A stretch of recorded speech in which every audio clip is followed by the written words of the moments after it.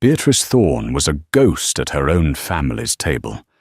At 28, she was the eldest spinster, the plain, practical daughter left behind, while her younger sisters, Rosalind and Cecily, dazzled society and married wealthy lords. They had titles, jewels, and the pity of the London ton. Beatrice had her father's ledgers and the damp chill of Thorncroft Manor. But when the most powerful, ruthless, and untouchable man in England, Alistair St. John, the Duke of Ravenswood, arrives in their small parish, the sisters expect a prize. They never imagined he was there for the one woman no one ever saw. In the county of Hertfordshire, the Thorne family was known for two things: their crumbling manor, Thorncroft, and the beauty of their youngest daughters. Thorncroft itself was a respectable house, but the damp in the east wing was winning the war against the family's dwindling finances. Sir Reginald Thorne, a gentleman obsessed with obscure botany, had long since ceded control of the household to his eldest daughter, Beatrice. Beatrice, at 28, was considered firmly on the shelf. She was not ugly, but she possessed a quiet, thoughtful face in an era that prized dazzling smiles and coy glances. Her hair was a simple brown, pulled back not for fashion, but for function. While her sisters had sketched and practiced the pianoforte, Beatrice had learned crop rotation, land drainage, and how to make the estate's meagre income stretch one more month. Her sisters were gone, and in society's eyes, they were the family's great successes. Rosalind, the classic beauty, had married Lord Ashworth, a baron with a respectable estate. Cecily, the vivacious charmer, had captured Viscount Pinewood, a man with connections in London. They were Lady Ashworth and Viscountess Pinewood. Beatrice remained Miss Thorne. Her days were a cycle of accounts, tenant disputes, and listening to her father read aloud from his botanical journals. She was invisible, and she had, for the most part, made her peace with it. The peace was shattered by a letter arriving with the morning post. "My dears," Sir Reginald exclaimed, waving the thick, creamy cardstock. "Your sisters are returning, and they bring marvellous news." Beatrice paused, her pen hovering over a column of figures for the seed merchant. "That is lovely, father." "What news?" "The local summer ball at the Assembly Rooms. It is to be the event of the season. Not only are Rosalind and Cecily attending, but it is rumoured, no, confirmed, that the Duke of Ravenswood himself will be in attendance." Beatrice frowned. "Ravenswood? Here? Why?" Alistair St. John, the Duke of Ravenswood, was not just a duke. He was the Duke. He owned half of Derbyshire and a considerable portion of industrial Leeds. His wealth was rumoured to rival the Crown's. He was a political powerhouse, a man whose quiet word in the House of Lords could topple one of Sir Robert Peel's ministers. He was also, by all accounts, a man made of granite, cold, unmarried, and utterly uninterested in provincial society. "Who cares why?" Sir Reginald beamed. "It is a great honour. Your sisters are, of course, terribly excited. They will be here by the end of the week to prepare." Beatrice felt the familiar, dull ache of anxiety. Her sisters' visits meant chaos. It meant fashionable demands, thinly veiled pity, and a strain on the household budget she couldn't afford.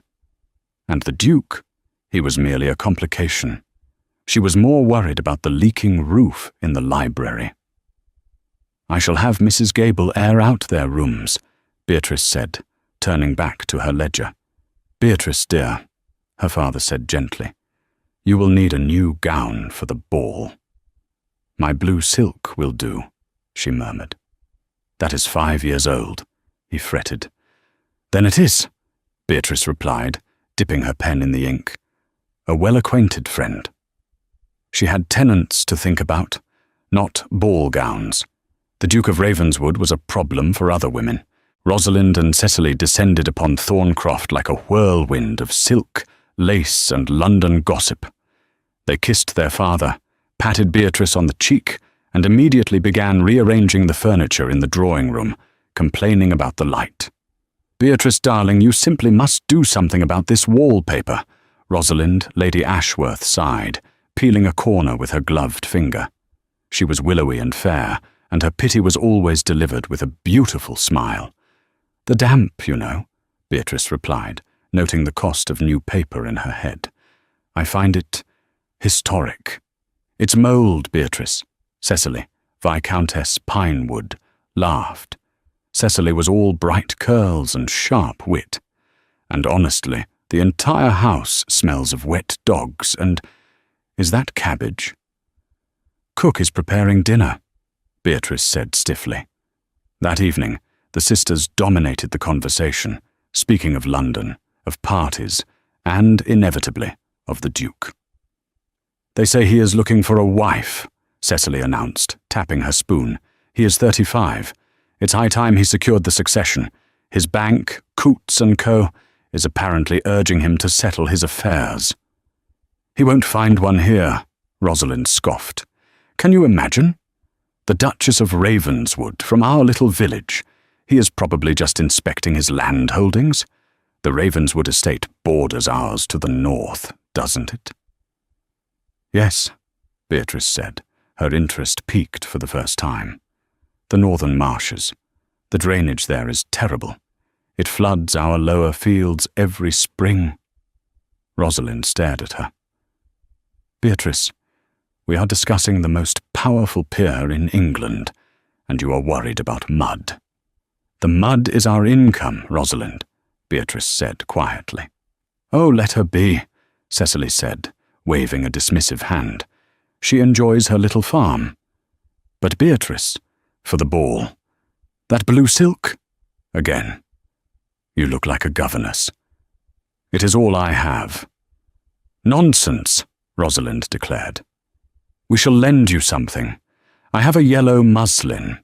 It might fit you. It's a bit simple, but it will be better than that shroud." The implication stung, but Beatrice merely nodded. "That is kind of you." The night of the ball arrived. The assembly rooms were packed. The arrival of Lady Ashworth and Viscountess Pinewood created a stir. But when the Duke of Ravenswood was announced, a hush fell over the entire room. He was taller than Beatrice had imagined, with severe, handsome features and dark hair. He did not look like a man at a party. He looked like a general surveying a battlefield. He nodded curtly to the hosts, bypassed the line of fluttering debutantes, and stood near a pillar, observing. Rosalind and Cecily, holding court by the lemonade table, were incandescent with excitement. "He's looking this way," Cecily whispered. "Naturally," Rosalind murmured, adjusting her shawl. "We are the highest-ranking women here, after all." Beatrice, feeling ridiculous in Rosalind's borrowed, slightly too tight yellow muslin, had retreated to a quiet alcove to help a flustered servant who had dropped a tray of glasses. She was kneeling, helping him pick up the shards of glass, when a large shadow fell over her. "Allow me," a deep voice said. Beatrice looked up and up. She was looking directly into the unsmiling, intense grey eyes of the Duke of Ravenswood. He was holding out a handkerchief for her as her finger was bleeding. "Oh," she said, flustered. "Thank you, Your Grace." "It's nothing." She stood, brushing off her skirt. The servant had vanished in terror. The entire room was silent. Every eye was on them. The Duke ignored the stares. He looked at her, truly looked at her, with an assessing gaze that was neither kind nor unkind. It was interested. "You are Miss Thorne," he stated. It was not a question. "I am, Your Grace." Her sisters were watching, their faces frozen in identical masks of horror and confusion. He was supposed to be talking to them. "I had hoped to make your acquaintance," the Duke said, his voice carrying easily in the silence. "You are a difficult woman to find." Beatrice blinked. I I am almost always at Thorncroft, Your Grace. Indeed, he said. A ghost of a smile touched his lips, so faint it might have been imagined. You and I have business to discuss. I shall call on you, tomorrow, at 11. He bowed, a formal, correct gesture. Then, without a word to anyone else, not to Rosalind, not to Cecily, not to the gaggle of hopeful mothers, he turned and walked out of the ballroom. The music stuttered back to life. The whispers were deafening. Beatrice stood alone, holding a bloody ducal handkerchief, the target of every eye in the room. The next morning, Thorncroft was in a state of utter panic. Sir Reginald was flustered, the cook was threatening to quit, and Beatrice's sisters were vibrating with a mixture of jealousy and suspicion. "What did you say to him?" Rosalind demanded, pacing the drawing room. "He spoke to no one else." "I helped a servant," Beatrice said, arranging the only good teacups. "He offered me a handkerchief. That was all." "That was not all," Cecily snapped. "He said you had business. What business could you possibly have with the Duke of Ravenswood? He looked at you as if you were an equation." "Perhaps he prefers equations to empty flattery," Beatrice retorted, her patience wearing thin. At precisely 11, the Duke's black carriage, bearing the imposing Ravenswood crest, rolled up the gravel drive. He was alone. He was shown into the drawing room, where the entire family was assembled like a nervous tribunal. He bowed to Sir Reginald and her sisters, his face polite, but remote. "Your Grace," Sir Reginald began, "a pleasure, but we are at a loss." The Duke's gaze settled on Beatrice. "Miss Thorne, I would prefer to conduct our business in your father's study, if it is available, and with you alone." The collective gasp was audible. For a man to request to be alone with an unmarried woman was scandalous. "Your Grace, that is highly irregular," Rosalind stammered. Beatrice, however, felt a strange calm. This man didn't operate by the same rules as everyone else. "Of course, Your Grace. This way, please." She led him to the study, her father's beloved, cluttered room. The Duke closed the door, shutting out the furious whispers from the hall. He did not sit, but walked to the window, looking out over the fields. "The northern marsh," he said. "It floods your lower pasture and my western tenancy farms." "Yes," Beatrice said, standing by the desk. "It has for generations. The chalk bedrock doesn't allow for proper drainage." He turned to her. 3 months ago, a Mr. R. Thorne began a correspondence with my estate manager, Mr. Harding. This Mr. Thorne proposed a radical, frankly brilliant, solution.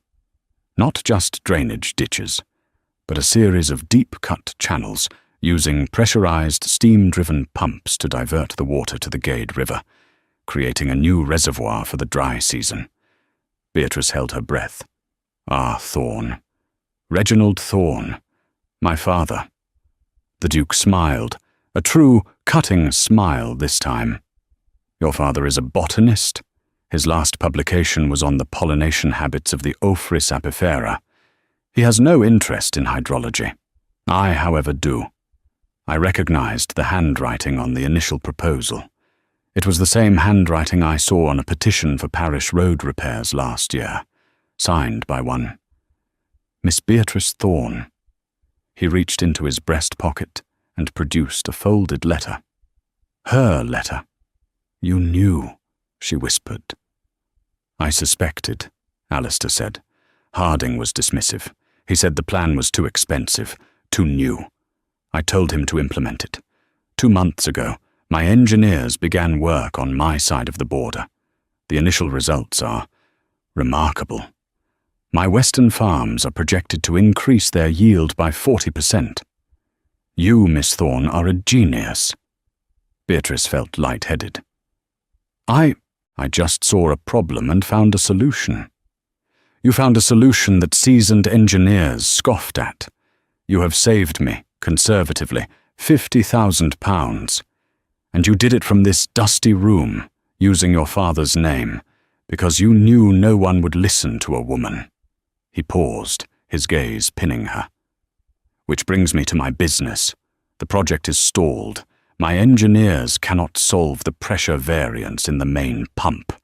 Your calculations were theoretical. I need the person who designed the system to oversee its completion." He was not courting her. He was not there to flatter her. He was offering her a job. "Your Grace, what you suggest is impossible," she said, her mind racing. "A woman, overseeing a team of labourers, engineers, it's madness. I am not asking you to dig the channels yourself. I am asking you to think. I have a private study at Ravenswood Castle. I will have all the plans, the engineers and Mr. Harding, brought to you. I want you to fix it. And what will people say?" "They will say," the Duke said, his voice dropping, "that the Duke of Ravenswood does as he pleases, and that he hires the best. I do not care about your gender, Miss Thorne. I care about your mind. That is a commodity far rarer than a pretty face." He was offering her everything she had ever dreamed of, a chance to use her intellect, to build something real. But the cost was enormous. Her reputation, her family's standing. "My sisters," she began. "Your sisters married well," the Duke cut in, his voice sharp. "You have been left to manage a failing estate while they gossip in London. Is that the life you want?" "No," she said, the word escaping her with a force that surprised them both. "No, it is not." "Good," said the Duke. "My carriage will collect you on Monday. Bring your notebooks." The arrangement was, to put it mildly, explosive. Beatrice, the eldest spinster, was collected 3 times a week in the Duke of Ravenswood's carriage and taken to the castle, not to the drawing room, but to the vast, imposing library, which had been converted into an operations centre. She worked with Mr. Harding, who was now deeply respectful, and 2 bewildered but brilliant engineers from London. Beatrice, finally in her element, was transformed. She pored over hydraulic charts, she argued about pressure gauges, and she redesigned the primary aqueduct. The Duke, Alastair, was often there. He would not interrupt, but would stand for hours, watching her work. They would dine, chaperoned, of course, by his severe aunt, Lady Honoria, and they would talk, but not of the weather. They spoke of the Corn Laws, of railway expansion, of the new Poor Laws. He found, to his astonishment, that her mind was not just practical, it was philosophical. "You see the connections," he said one evening, over a map of the estate. "You don't just see the flood. You see the poor tenant, the lost crop, the starving child, the subsequent rise in parish aid, and the burden on the local economy. It is all one system, Your Grace," she said, looking up from the map. "People are not separate from the land they live on." He found himself looking at her, really looking, at the way a stray piece of hair fell across her cheek, at the smudge of graphite on her nose, at the intense, focused light in her hazel eyes. He had been surrounded by fawning, beautiful women his entire life. He had never met anyone like her, but the world was not their library. The Tun was aghast. Rosalind and Cecily had returned to London, only to be met with a barrage of questions. "My dear Lady Ashworth," hissed the formidable Countess Leven at a ball, "what is this project your sister is engaged in? Is she his steward?" "She is assisting him with a local matter," Rosalind said weakly, her face pale. "It is deeply inappropriate," declared another.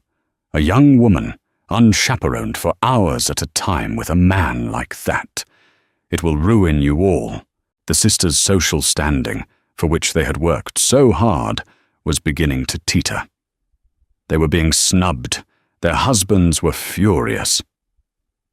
"This is your sister, Cecily," Viscount Pinewood raged. He was a man who enjoyed gambling, and his debts were mounting. His credit relied on his wife's social connections. "The Duke is making your family a laughingstock. They're calling her Ravenswood's pet farmer in the clubs." "He's a duke," Cecily cried. "What are we to do? Forbid him?" "No," Pinewood said, a sly, desperate look in his eyes. "But we must stop her. This business must end. If she ruins us, she will pay for it." Back in Hertfordshire, Beatrice was unaware of the storm brewing. She had, for the first time in her life, forgotten to be invisible. She had solved the pressure problem. The work was set to resume. Alistair found her in the library, packing her notes. "It is done, Your Grace," she said, a rare, bright smile on her face. "The pumps will hold." "Alistair," he said quietly. She looked up. "What?" "My name. I would hear you use it." A flush crept up her neck. "Alistair, the project is finished. I suppose I will not be returning." A sudden, sharp melancholy hit her. The thought of returning to the ledgers at Thorncroft was agonizing. "The project is not finished," he said, stepping closer. "It is merely Phase 1. "Phase 1? I am buying the adjoining lands. I intend to build a new canal, and a mill, and proper tenant housing. We intend to," he corrected himself.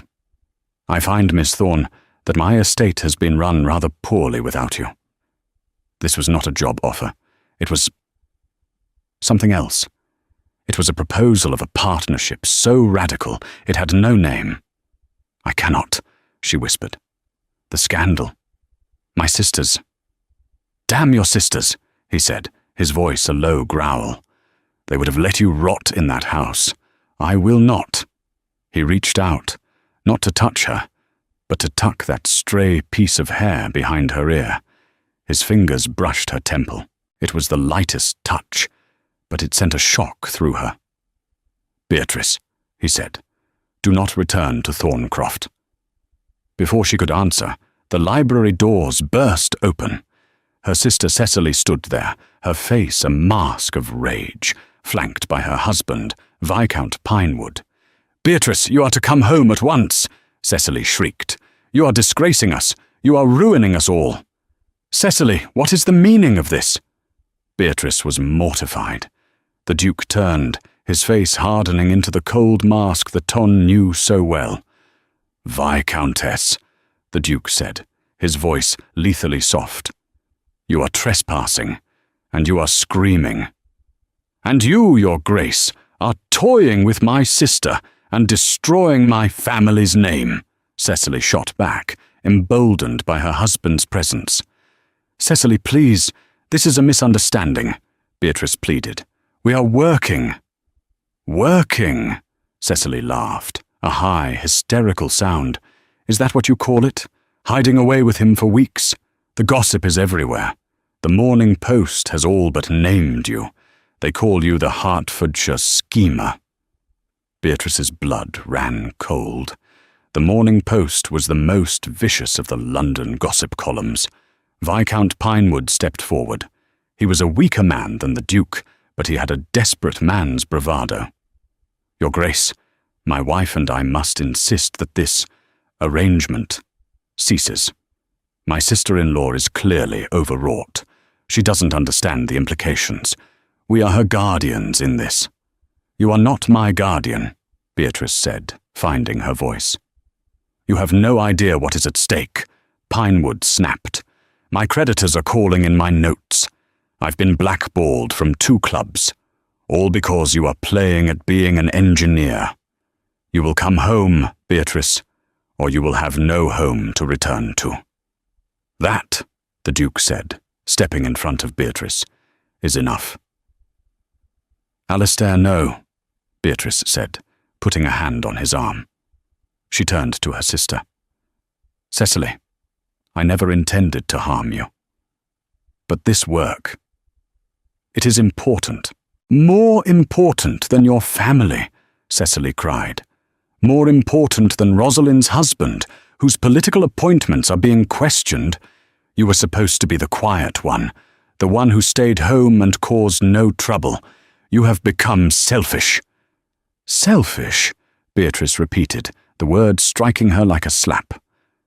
"I have run Thorncroft for 10 years. I have balanced the books that your dowries emptied.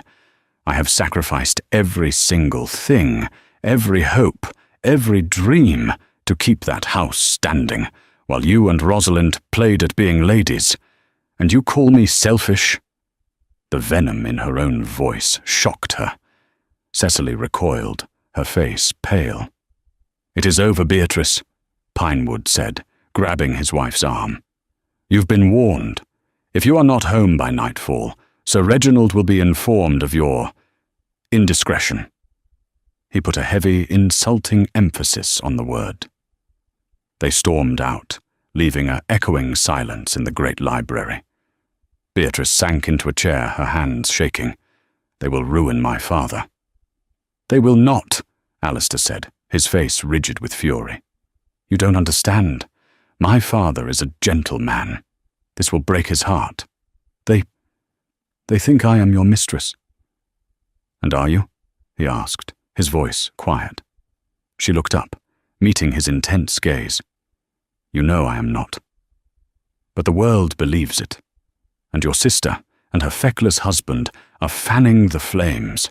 Pinewood is in deep. I had my solicitors at Coots look into his finances. He is leveraged to the hilt, mostly to a Lord Mortimer." "Lord Mortimer?" Beatrice frowned. "Your political rival?" Alistair nodded grimly. "Pinewood is not just protecting his social standing. He is feeding information to Mortimer. He told Mortimer that I am unstable, obsessed, and being manipulated by a common spinster. Mortimer is using this to question my judgment in the Lords, specifically on the new industrial regulations. Pinewood is trading your reputation to save his own skin." Beatrice felt sick. This was not just gossip. This was a calculated betrayal. Her own family was using her as a pawn in a political game. "Then they are right," she said, standing up, her voice hollow. "I must go home. I must end this. Your reputation, your political work, it is too important. I am just a spinster. It doesn't matter." "It matters," he said, grasping her arm. "Beatrice, do not let them win. Do not let them reduce you back to that ledger." "They have already won," she said, pulling her arm away. "They know my weakness. It is my father. I will not see him destroyed. Goodbye, Your Grace." She walked out of the library, out of the castle, and did not look back. She refused the carriage and walked the 5 miles back to Thorncroft, the gravel biting into her thin shoes. She arrived just after dark, covered in dust, and went straight to her room, locking the door. The spinster of Thorncroft had returned. For 3 days, Thorncroft was a tomb. Beatrice locked herself in the study, but she did not open the ledgers. She sat and stared at the wall. Her father knocked, but she told him she was unwell. Her sisters had returned to London, their duty done. A letter arrived. It was from Alistair. "They are lying. Do not believe them." She burned it. Another letter. "He is using you. Pinewood. Mortimer. This is not about you. It is about me. Do not let him." She burned this one too. On the 4th day, a small package arrived. Inside, on a bed of velvet, was a brass gear, intricately wrought. It was a perfect miniature of the key component she had designed for the steam pump. There was no note. She clutched it until the metal teeth bit into her palm. In London, the Duke of Ravenswood was in a fight. Lord Mortimer had risen in the House of Lords and given a speech, dripping with innuendo, about colleagues whose judgments perhaps have become compromised by rustic influences. The chamber had rippled with knowing laughter. Alistair sat, his face stone. His allies were looking at him, waiting. This was the moment. He was expected to rise, to laugh it off, to make a joke about country air, and to publicly, implicitly, discard the rustic influence. He was to cut Beatrice adrift and save himself. He did not. He stood up. The chamber fell silent. "My lords," he said, his voice ringing with cold power. "Lord Mortimer speaks of compromised judgment. He is correct. My judgment was compromised. For years I listened to fools. I listened to men who told me it cannot be done. I listened to engineers who said my lands were worthless."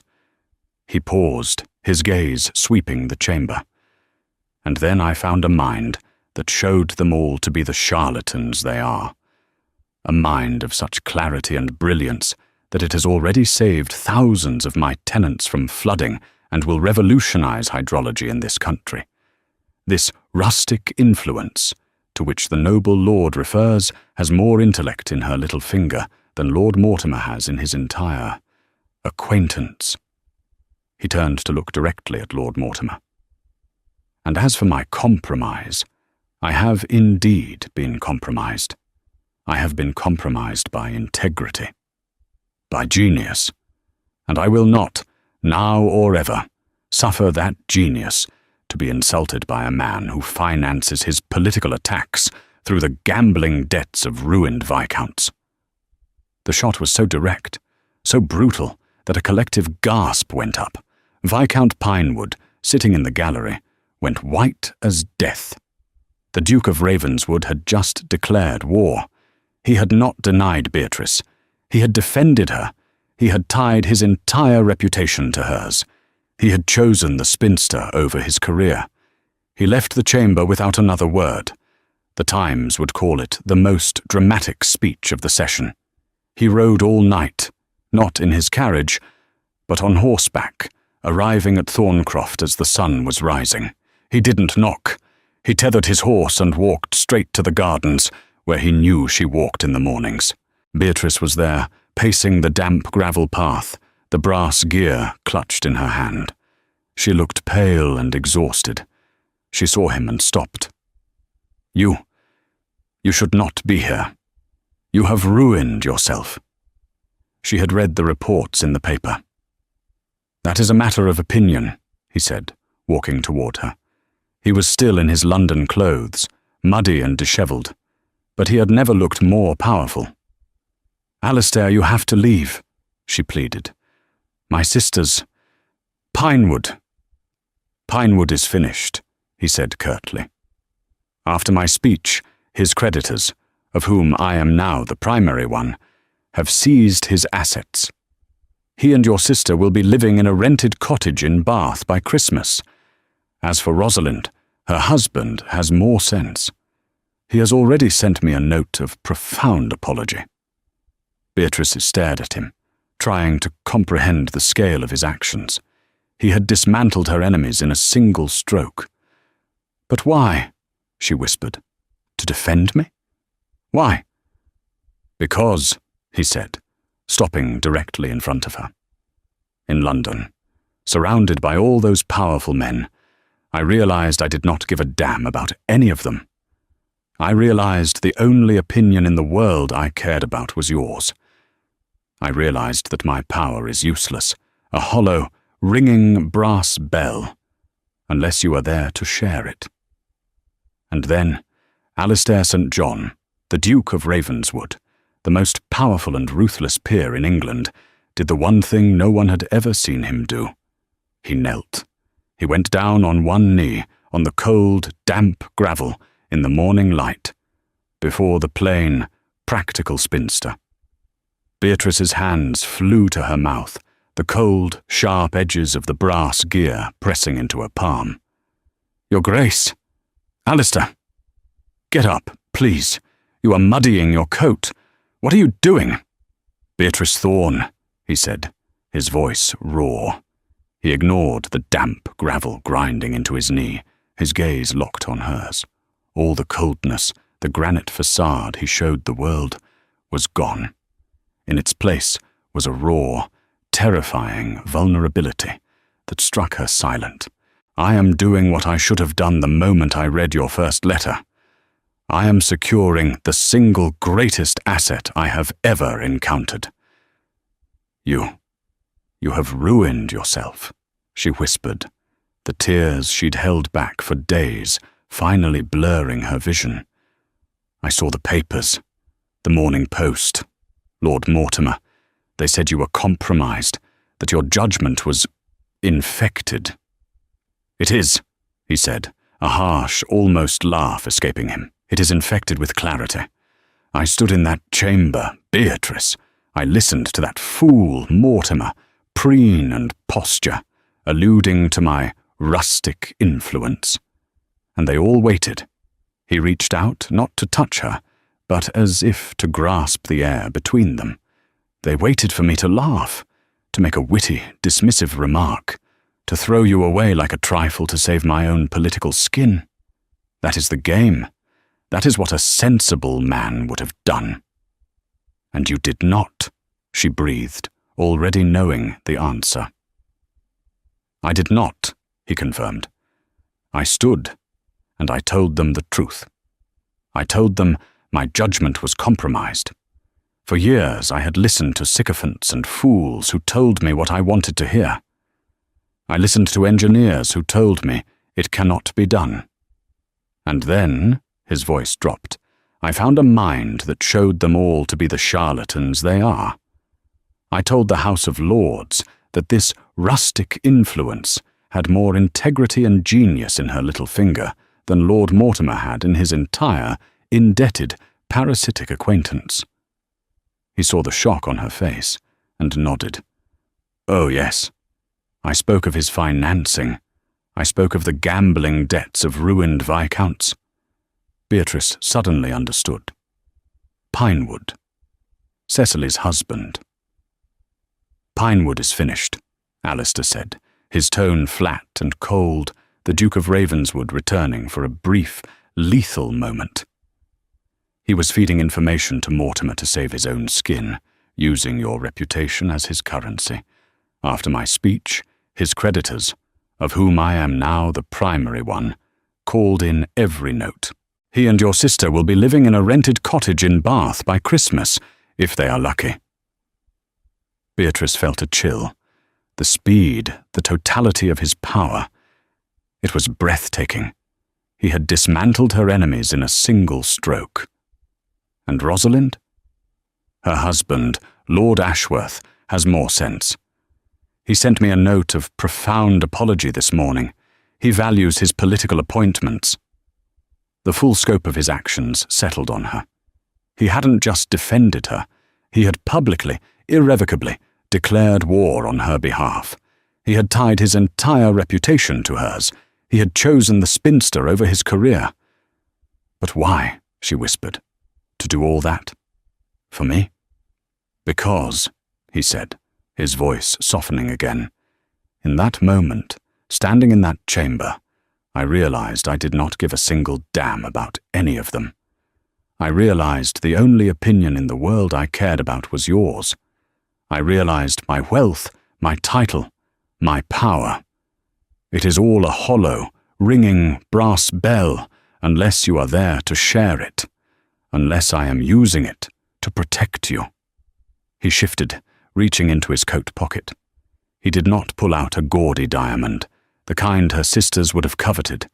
He produced a simple, heavy gold band, set with a single, square-cut sapphire.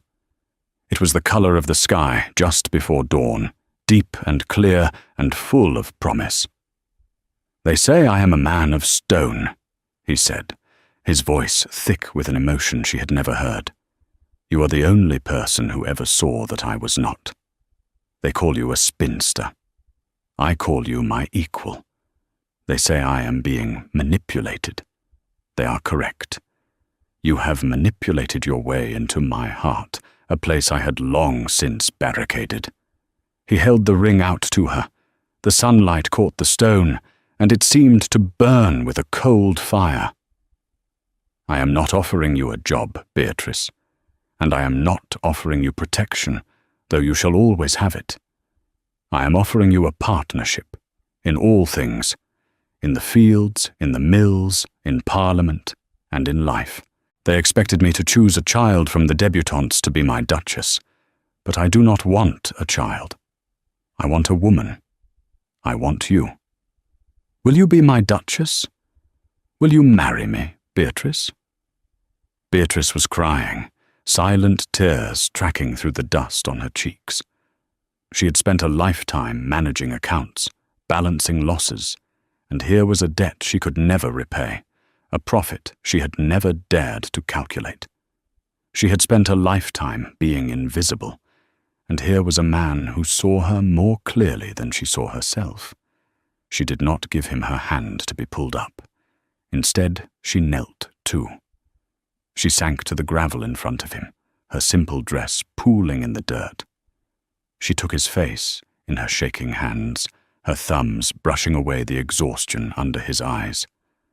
"They say you are a duke," she whispered. "I say you are a storm, and I am not afraid of the rain." She leaned in and kissed him. It was not a coy, practiced kiss. It was a kiss of acceptance, of relief, of graphite and ledgers meeting steel and power. It was the meeting of two minds, and it was more potent than any physical embrace. When they parted, he was smiling, a true, unguarded smile that transformed his entire face. "Is that a yes?" he murmured. "That," she said, her own voice shaky with a joy so fierce it hurt, "is a yes. Yes, Alistair. Yes." He slid the ring onto her finger. It was heavy, solid, and a perfect fit. He then rose, pulling her up with him, and for a long moment they simply stood in the overgrown garden of Thorncroft, the most powerful man in England and the woman no one had ever seen, holding each other as if they were the only two people left in the world. "What now?" she asked, her practical mind already spinning. "Now," he said, kissing her forehead, "we go inside. You're going to pack, and we are going to inform your father that his eldest daughter is to become the Duchess of Ravenswood." They walked back to the house, hand in hand. Mrs. Gable, the housekeeper, was sweeping the front steps. She saw them, saw their linked hands, saw the mud on the Duke's trousers, and the impossible, radiant joy on Miss Beatrice's face. The broom clattered to the stone. "Mrs. Gable," Beatrice said, her voice steadier than she felt. "His Grace will be staying for luncheon. Please, find the good china." They found Sir Reginald in his study, squinting at a dried fern. "Father," Beatrice said gently. He looked up, blinking. "Beatrice, and your Grace, goodness, you are very muddy. Has there been an accident?" "No, Sir Reginald," Alistair said, stepping forward. Beatrice had never seen him look uncertain, but he did now, before this gentle, unassuming botanist. "There has been a development. I have come, that is, I am here, to ask for your daughter's hand in marriage." Sir Reginald's smile was warm, but confused. "My daughter? But Rosalind and Cecily are already—" His eyes widened as he finally looked at Beatrice. He saw the ring on her finger. He saw the Duke's proprietary, proud gaze. "Oh," Sir Reginald whispered. "Oh my." "Beatrice, sir," Alistair clarified, his voice firm. "I am asking to marry Beatrice." Sir Reginald looked at his eldest daughter. He saw the woman who had run his house, saved his estate, and sacrificed her own life for his. And he saw her, for the first time, truly happy. His eyes filled with tears. "Your Grace," he said, his voice cracking. You are a man of noted intelligence. I am not surprised. I am only surprised it took the rest of the world so long to see. Yes. My goodness, yes." He rushed to Beatrice and hugged her fiercely. "My girl, my clever, clever girl, you deserve the world." "I am settling for Derbyshire, father," she whispered back, laughing through her own tears. The news was a thunderclap. The plans for the wedding were the first battle. Alistair's aunt, Lady Honoria, a woman who looked like she had been weaned on lemon juice, descended upon Thorncroft. "A state wedding is required," she declared, looking at Thorncroft's peeling wallpaper with open disgust. "Westminster Abbey, the Archbishop of Canterbury. We will need a guest list of no less than 500. The king himself must be invited." Beatrice, who was overseeing the packing of her notebooks, looked up. "No." Lady Honoria's jaw snapped shut. "I beg your pardon?" "No," Beatrice repeated, her voice polite but unyielding. "I will not be married in a spectacle. The Tun has had its entertainment at my expense. This will not be part of it. I will be married here, in my father's parish church. The guests will be my father, my tenants, and anyone who genuinely wishes us well. That will be all." "Alistair!" Lady Honoria shrieked, turning to her nephew. She is mad." Alistair, who had been watching the exchange with unconcealed amusement, set down his teacup. "Aunt, Beatrice is the Duchess of Ravenswood. Her word on this and all other matters is final. I find her plan efficient and perfect. Now, if you will excuse us, we have to review the quarterly reports for the North Pasture." Lady Honoria stared, speechless. The spinster had not just tamed the Duke, she was managing him. She huffed, but for the first time, a glimmer of respect entered her eyes. "Very well. But the dress, it must be from Paris." "It will not," Beatrice said. "It will be made by the local seamstress. I have already drawn the design." The wedding was, as promised, quiet. It was held on a crisp autumn morning. Rosalind and Lord Ashworth were there, sitting in the front pew. Rosalind, humbled and pale, had written Beatrice a long, tearful letter of apology, begging to be allowed to come. Beatrice, seeing the genuine remorse, had forgiven her. Cecily and her husband, of course, were not there. A single, furious, spiteful letter had arrived from Bath, which Beatrice had read and then calmly fed to the fire in her father's study. "She made her choices," Beatrice had said. "I am making mine." Beatrice's dress was not a fashionable monstrosity of lace and pearls. It was a gown of heavy, deep cream silk, with a high neck and long, practical sleeves. It was elegant, severe, and utterly beautiful. She was, as her father whispered when he walked her down the aisle, a queen. Not a princess. A queen. When she reached the altar, Alistair was waiting. He did not look at the crowd. He looked only at her. The vows were simple, traditional. But when he said, "I, Alistair, take thee, Beatrice," his voice was so thick with emotion that the entire church seemed to hold its breath. She was no longer Miss Thorne, the invisible daughter. She was Beatrice St. John, Duchess of Ravenswood. Their honeymoon was spent not in Paris or Rome, but at Ravenswood Castle, where the two of them, joined by a team of astonished but thrilled engineers, spent 2 weeks finalizing the plans for the new canal system. It was, Beatrice reflected, the most romantic holiday she could have ever imagined. Their arrival in London for the winter season was what society had been truly waiting for. This was the real test. The first ball was at Ravenswood House, a fortress of Mayfair. The Tun gathered, expecting to see the Duke's eccentric, dowdy pet farmer, whom he had been mad enough to marry. Beatrice was terrified.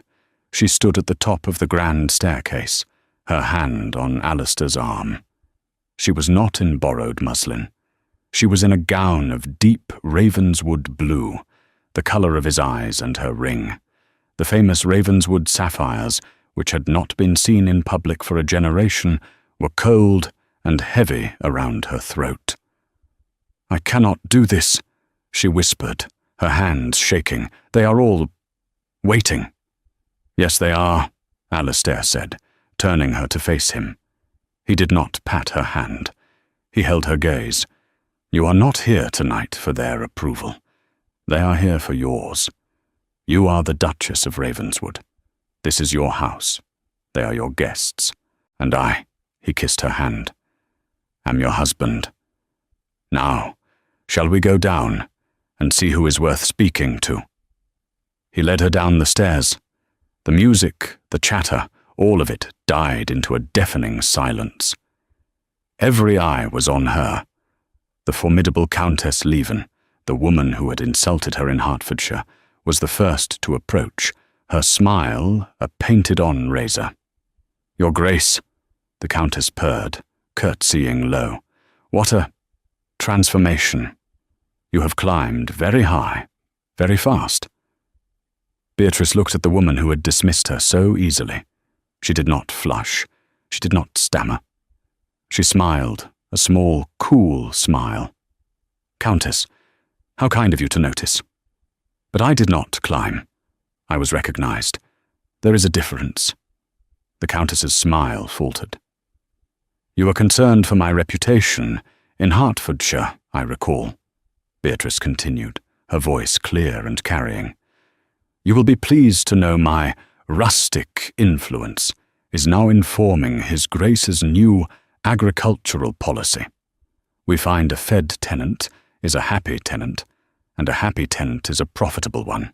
A radical notion, I know, but it seems to be working. His Grace's estates are projected to be the most productive in England by next year." She paused, then delivered the final, polite blow. "You must come to the country and see it. If you are at all interested in agriculture, that is."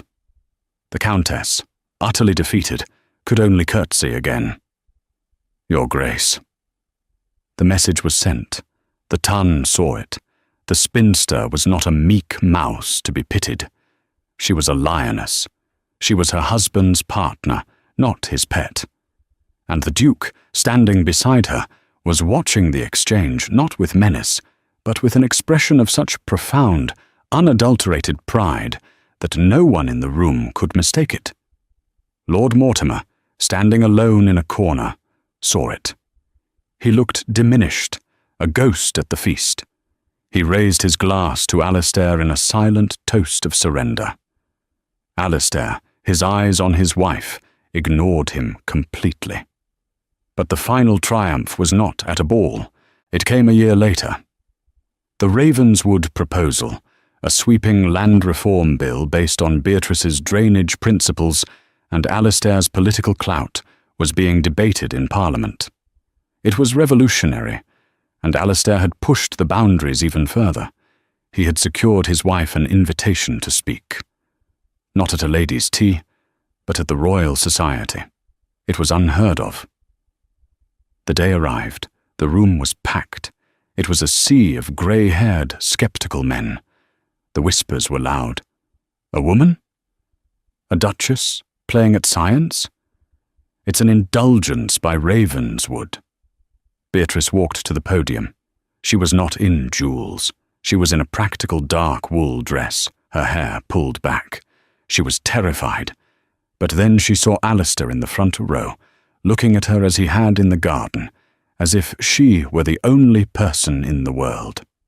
He nodded once, as if to say, "Tell them." So she did. "Gentlemen," she began, her voice shaking only for a second. "For generations, we have accepted the will of God in the flooding of our lands. We have accepted the loss of crops, the destitution of tenants, and the souring of the earth as inevitable. But the water is not angry. It is merely inefficient." She unrolled her first diagram. The room, which had been shuffling, went quiet. She spoke of hydraulic pressure, of steam-driven pumps, of crop rotation, and of fluid dynamics. She did not posture. She did not flatter. She gave them data. When she finished, there was a stunned silence. Then, a grizzled old man, a Professor Davers, stood up. "Ma'am," Duchess, this is all very fine on paper, but the pressure required for the main pump, it is not theoretically sustainable. Beatrice met his gaze. Professor Davies, on page 4 of my distributed paper, you will find the calculations for the steam-driven pressure valves, which I designed myself. The system is not theoretical. It has been fully operational on the Ravenswood estates for 6 months. Our crop yield is up 42%. The tenants in the Western Marsh, who have lived in damp-ridden cottages for a century, now have dry homes. The system, she added, is already turning a profit. Silence. Then, a slow, building applause. It was not polite. It was genuine. She had not won them over with her title. She had won them with facts. Alistair was the first on his feet, leading the standing ovation. He did not rush to her side. He simply stood, watching his wife, the woman they had all called a spinster, as she was immediately surrounded by the greatest minds in England, all clamouring, "Your Grace, could you explain the gear ratio again?" "Duchess, the implications for the coal mines." He knew, in that moment, what the ton was only just learning. Her sisters had married lords, seeking titles and jewels, but Beatrice Thorne had held out for something more. She had waited for a partner. And he, the most powerful duke in England, was the man who had been smart enough to find her and humble enough to kneel. He had not just married a duchess, he had married a revolution. And so, the eldest spinster, who was ignored by everyone, became the woman who advised Parliament and redesigned the English countryside. The Duchess of Ravenswood proved that a sharp mind is more dazzling than any diamond, and the true power lies not in a title, but in knowing your own worth. Beatrice didn't just marry a duke. She found a partner who saw her genius when the rest of the world saw only a plain, quiet woman. What did you think of Beatrice's quiet strength and Alistair's choice? Do you believe a meeting of minds is the most powerful romance of all? Let us know your thoughts on this story in the comment section below. Thank you so much for watching. If you loved this story of hidden strength and unexpected love, please give this video a like, share it with someone who needs a good story, and be sure to subscribe to our channel for more dramas just like this one. We truly appreciate your support.